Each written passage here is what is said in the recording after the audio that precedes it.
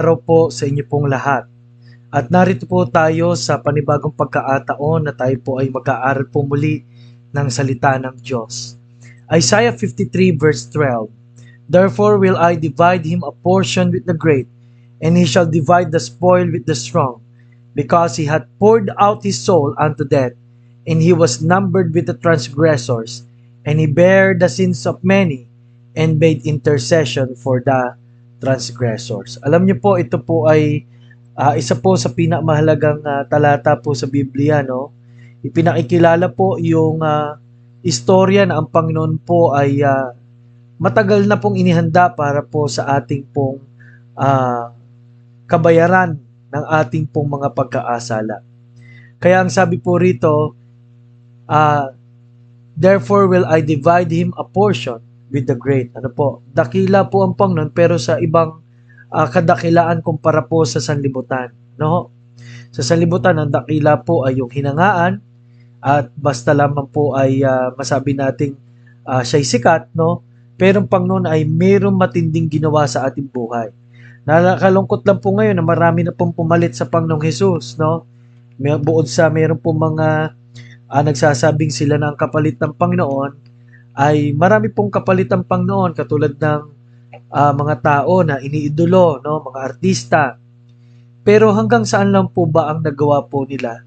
Ang nagawa po nila ay maaring kinahangaan sila sa arts or sa awitin, no? Hindi po naman natin pinapagwalang bahala yan, ano? At hindi naman po tayo nakikriticize lang tao. Pero what I mean po is, sana balkan po natin ang higit na may ginawa para sa atin. Ang sabi po rito, He had poured out His soul unto death.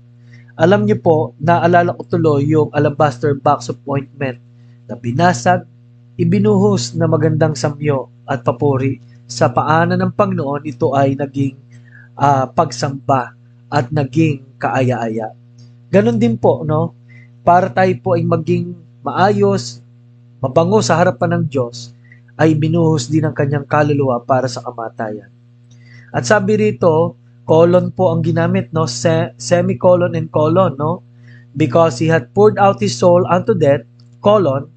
Anong ibig sabihin? Meron pong idea under po ng pouring out his soul unto death.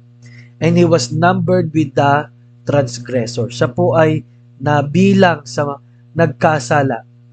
Semicolon. At ang kasunod na idea at under that idea is dinalang ating mga pagkaasala at naging tagapamagitan sa mga makasalanan. May 3 puntos po sa talatang ito, no? Dinala niya ang ating mga pagkaasala, no? Kaya salamat po, no? Kung tayo man po ay nalulumbay, nawawala ng pag-asa, tandaan natin si Jesus ay may ibinuhos para sa atin.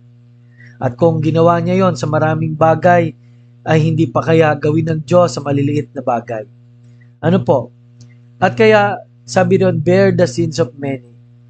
Okay? Dinala niya po sa krus ang ating kapanglawan, sabi ng Isaiah 53. At sa pamagitan ng kanyang mga latay, tayo nagsigaling. Bakit po? Ang tao po ang dapat latayan dahil ang kabayaran ng kasalanan ay kamatayan.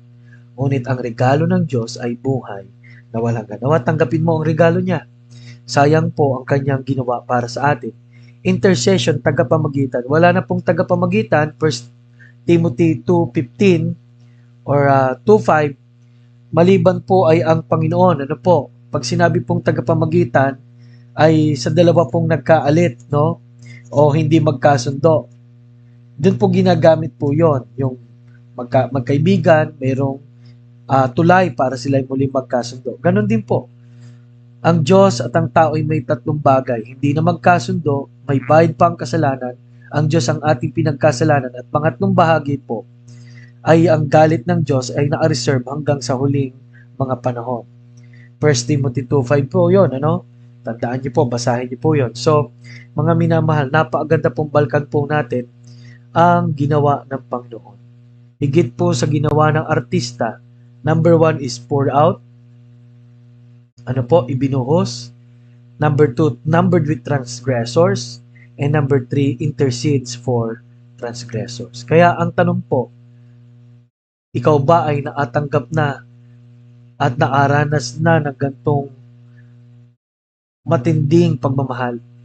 Opo, ang Panginoon ang gumawa niyan. Kaya bakit hindi po tayo magpasalamat? Bakit di po natin tanggapin ang regalo niya? At bakit hindi po natin hayaan ang Panginoon ang patuloy na gumawa sa ating buhay? Lord, Panginoon, kayo po nawa ang gumawa sa buhay ng lahat ng aming pong tagapangin. Sa pangalan po ni Jesus. Amen.